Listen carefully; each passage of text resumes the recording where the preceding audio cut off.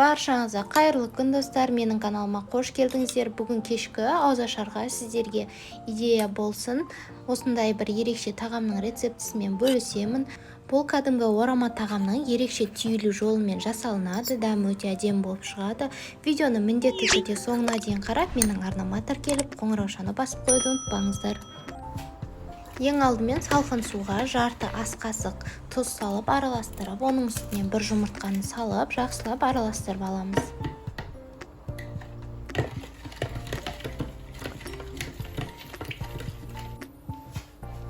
Алдын ала илектен өткізіліп қойған ұнымызға суымызды құйып, араластырып, осылайша бірінші қасықтың көмегімен, кейіннен қолдың көмегімен қаттылау етіп қамыр илеп аламыз.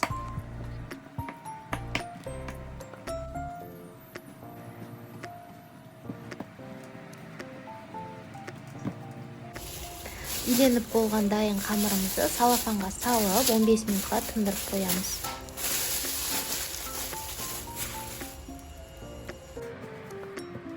Салмасын дайындап аламыз. Ол үшін тартылған етке осылайша пиязды майдалап турап аламыз. Және де картошканы майдалап турап, осылай видеодағыдай майда етіп төрт-піштетіп турап шығамыз. Және де укроп пен көк пиязды да қостым. Сіздер бұл начинкасына кез келген асқабақтан жасасаңыздар болады, сәбіз қосып жасасаңыздар да болады.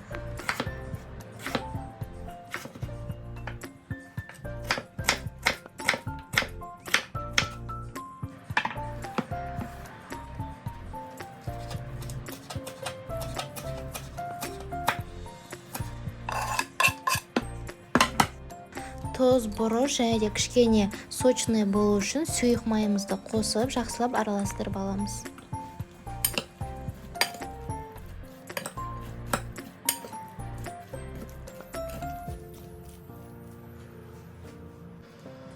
Қамырымызды алып, осылайша сопақ етіп алып, бөліктерге бөліп аламыз. Дәл осы құрамын жазып кетемін описанияға. Сол құрамнан бізде 8 бөлік шығады.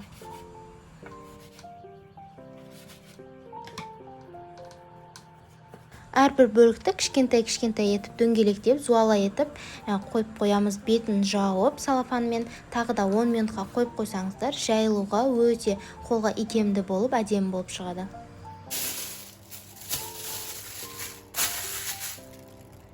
Қамырымызды жайып бастаймыз. Біреуін алған кезде қалған қамырлардың беті осылайша жабық тұра берсін. Бірінші осылай қолмен басып, оқтаудың көмегімен жұқа болғанша осылай бірінші оқтаумен жайып шығамыз.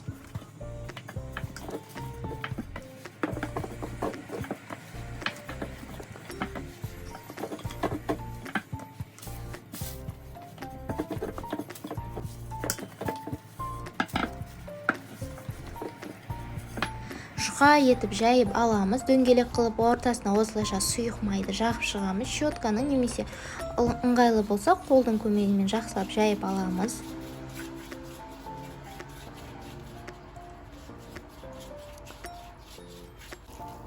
Енді осының үстінен салмамызды саламыз. Ыдыста тұрған салмамызды осылайша көздің көмегімен қолмен 4 бөлікке немесе 8 бөлікке салып алсаңыздар, барлығына бірдей болып салынады. Осылайша тегістеп, оқтауды үстіне қойып, видеода көрсетілгенде орап шығамыз.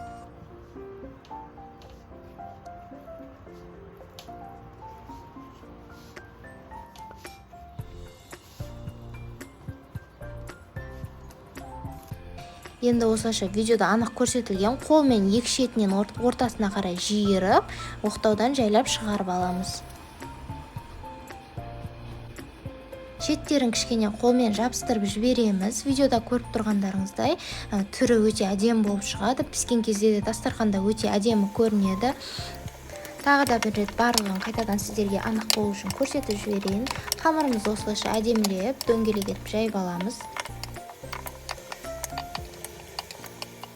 Қамырларыңыздың шеті қалың болып қалатын болса, оқтаудың шетін ғана ұстап, ирелектеңіздер, сонда шеттері жұқа болып шығады.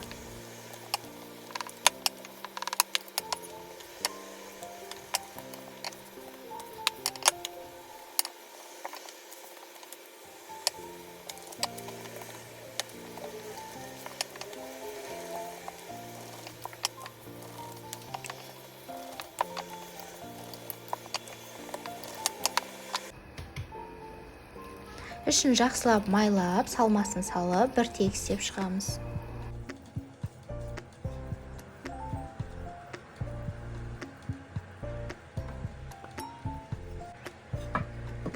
Оқтаумен жақсылап видеодағыдай орап шығыңыздар.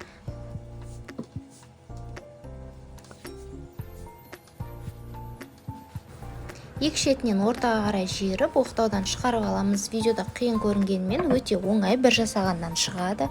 Және де осылай мантаваркамыздың ішін жақсылап майлап аламыз. Алдымен кейіннен осының үстінен қойып, осы орамалардың бетінде кішкене майлап жібереміз.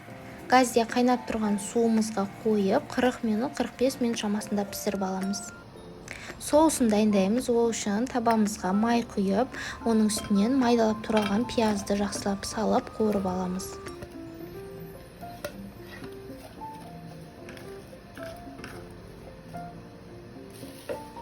Оның үстіне майдалап туралған 2-3 помидорды салып жақсылап қуырамыз.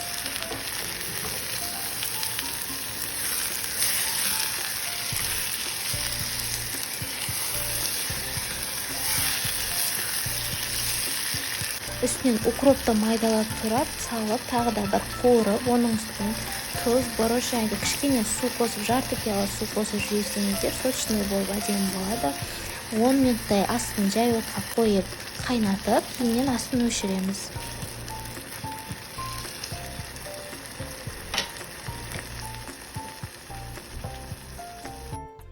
Орамаларымыздың бетіне соусымызды құйып, дастарханға ұсынамыз. Түрі де, дәмі де өте әдемі болып шығады.